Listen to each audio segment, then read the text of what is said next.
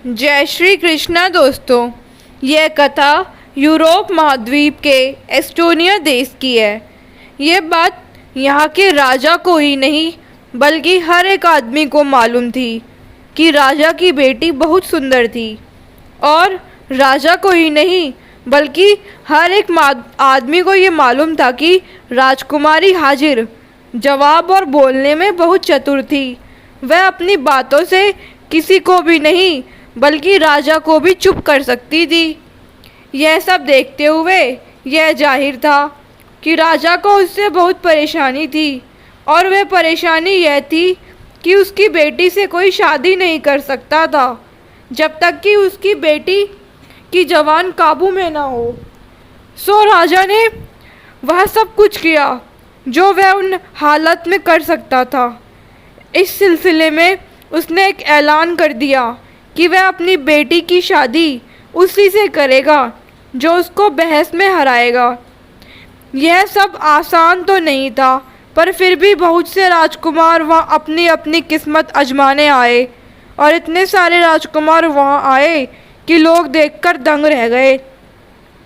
जैसे ही एक उम्मीदवार हारकर महल छोड़कर जाता तो दो और आ जाते। अब इतने सारे राजकुमार राजकुमारी का हाथ मांगने आ रहे थे, तो राजकुमारी की दासी को जैसे पहले वे बाल बनाया करती थी राजकुमारी के बालों को, वैसे ही बनाने का समय नहीं मिल पा रहा था। राजा की इस घोषणा से पहले राजकुमारी के बाल बहुत सुंदर थे, पर अब समय न मिलने की वजह से उनकी खूबसूरती कम होती जा रही थी। और जब से ये बातचीत शुरू हुई तब से, क्योंकि राजकुमार बहुत सारे थे, इसलिए ये बातचीत दिन के साथ रात में भी चलती थी, तो राजकुमारी को पूरा आराम भी नहीं मिल पाता था। इसलिए उसकी आंखों के नीचे गहरे गड्ढे भी पड़ गए थे। बातचीत में हर एक के साथ वह जीत जाती, इसलिए हर राजकुमार को महल छोड़कर जाना ही पड़ जाता। इस चक्कर में महल के रोजाने के काम काज में रुकावट आने लगी, क्योंकि महल में रोज बहुत सारे आदमी आते। हालत इतनी खराब हो गई कि राजा को एक और ऐलान करवाना पड़ा। कोई भी नौजवान जो राजकुमारी से शादी की इच्छा से महल में आता है, वह अगर राजकुमारी से बहस में हार गया तो उसको कड़ी से कड़ी सजा दी जाएगी। राजा की इस नई घोषणा से आने वाले नौजवानों की गिनती में एक दब से बहुत उतार आ गया। पहली बार राजकुमारी बहुत दिनों के बाद मुस्कुराई। बहुत दिनों के बाद उसने अपने बाल बनवाए, पर राजा के चेहरे पर मुस्कुराहट नहीं थी। वह सोचने लगा, अगर मेरी बेटी को कोई नहीं हरा सका तो मेरी बेटी तो कुंवारी ही रह जाएगी। उसी समय ऐसा हुआ कि एक नौजवान भिखारी ने राजा का यह ऐलान सुना, तो उसने सोचा, मैं राजकुमारी से बहस में अच्छा क्यों नहीं हो सकता। अगर मैं जीत गया तो मुझे महल में रहने को मिल जाएगा, और अगर मैं हार गया तो देखता हूँ कि राजा मुझे क्या सज़ा देता है। यह सोचकर वह भिखारी राजा के महल की तरफ चल दिया। जब वह जा रहा था तो रास्ते में उसने एक मरा हुआ कौवा देखा। उसने उसको देखकर मज़ा लेते हुए सोचा, क्या पता यह किस काम आ जाए, और उसने वह कौवा अपनी जेब में रख लिया। वह फिर महल की तरफ चल दिया। आगे जाकर उसको बीच सड़क पर एक पुराना टब मिला। उसको देखकर उसने याद आई कि उसकी माँ ने कहा था कि कोई भी चीज़ बर्बाद नहीं करनी चाहिए, चाहे वह टूटा हुआ टब ही क्यों ना हो। क्या पता यह कब काम आ जाए। यही सोचकर उसने वह टब उठाकर अपनी पोटली में रख लिया और फिर आगे चल दिया। महल जाते समय उसको कई और चीज़ें भी मिली, सो उसने वो सब चीज़ें अपनी पोटली में उठाकर रख ली और महल की तरफ चलता रहा। फिर उसको एक डंडा मिला, एक खूब मिला और एक बुढ़े बकरे का सींग मिला। हर चीज़ को उठाते हुए उसने यही सोचा कि पता नहीं कौन सी चीज़ कब काम आ जाए, इसलिए उसने ये सब चीज़ें उठाकर रख ली। सो जब तक वह महल पहुंचा, उसकी पोटली कई चीज़ों से भर गई थी। जब वह महल के दरवाजे पर पहुंचा तो वहां खड़े दरबान ने उससे पूछा, तुम यहाँ क्या कर रहे हो। उस नौजवान ने जवाब दिया, मैं यहाँ राजकुमारी जी से मिलने और उनसे शादी करने आया हूँ। क्या तुम अभी भी मुझसे बदतमीजी से बात करोगे, जबकि मैं तुम्हारा होने वाला राजकुमार हूँ? यह सुनकर तो नौकर बहुत ज़ोर से हंस पड़ा और बोला, हमारी इतनी सुंदर राजकुमारी तुमसे शादी क्यों करने लगी? इससे पहले कि राजा के सिपाही तुमको देख लें, तुम यहाँ से भाग जाओ। पर वह नौजवान भिखारी तो वहाँ उस नौकर की ना सुनने के लिए नहीं आया था। सो उसने उससे प्रार्थना की कि वह कम से कम राजकुमारी को यह तो बता दे कि कोई उससे शादी करने की इच्छा से खड़ा है। काफ़ी मिन्नतों के बाद वह नौकर उसको अंदर ले जाने के लिए राजी हो गया।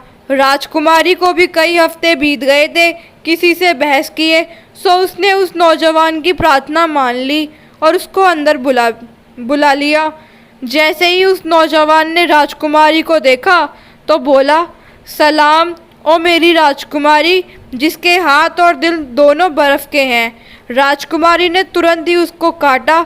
मेरे दिल में कोई गड़बड़ नहीं है और जहाँ तक मेरे हाथों का सवाल है वे इतने गर्म है कि किसी कोए को भी भून सकते हैं।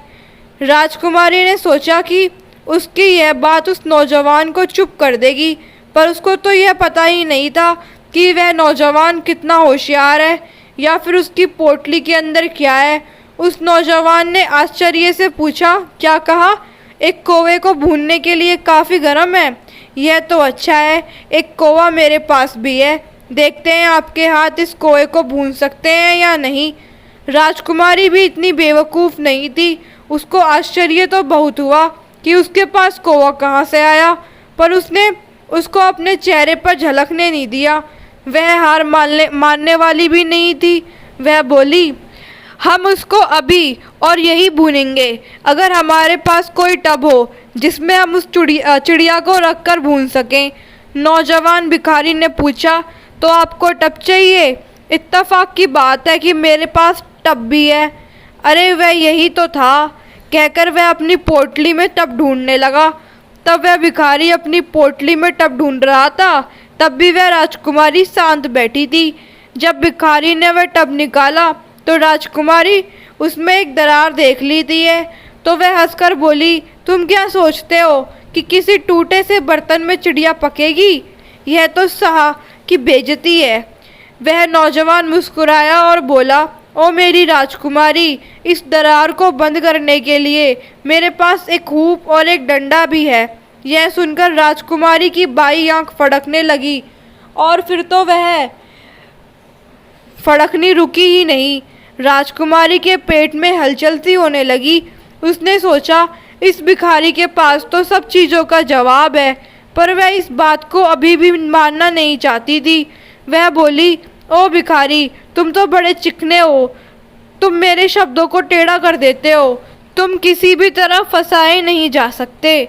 भिखारी मुस्कुराया, चिकना और साथ में टेढ़ा भी? ओ राजकुमारी, शायद ऐसा कुछ मेरी पोटली में भी है। हाँ यही है शायद। देखिए बकरे का यह टूटा हुआ सींग चिकना भी है और फिर यह कितना सुंदरता से मुड़ा हुआ है ना राजकुमारी जी? भिखारी अपने सवाल के जवाब का इंतज़ार कर रहा था, पर वहाँ तो कोई जवाब ही नहीं दे रहा था। राजकुमारी इसके आगे कुछ नहीं कह सकी। राजा के साथ सारे लोग आश्चर्य में पड़ गए। राजा ने अपने ऐलान के मुताबिक अपनी बेटी की शादी उस भिखारी से कर दी। सब उस शादी में शामिल हुए और फिर उसके बाद तो किसी को कुछ याद ही नहीं रहा। शादी के बाद जब मेहमान जाने लगे तो राजा ने एक ऐलान और किया, मेरे मेहमानों, अपने दामाद से मैंने एक सबक सीखा है कि यह कभी मत कहो कि तुम अपना उद्देश्य हासिल नहीं कर सकते और अपने सपने पूरे नहीं कर सकते। अगर तुम अपनी अक्लमंदी इस्तेमाल करो तो तुम सब कुछ हासिल कर सकते हो। तो दोस्तों धन्यवाद। अगर आप सभी को ये कहानी अच्छी लगी तो मेरे चैनल को सब्सक्राइब करें, वीडियो को लाइक करें और शेयर करें।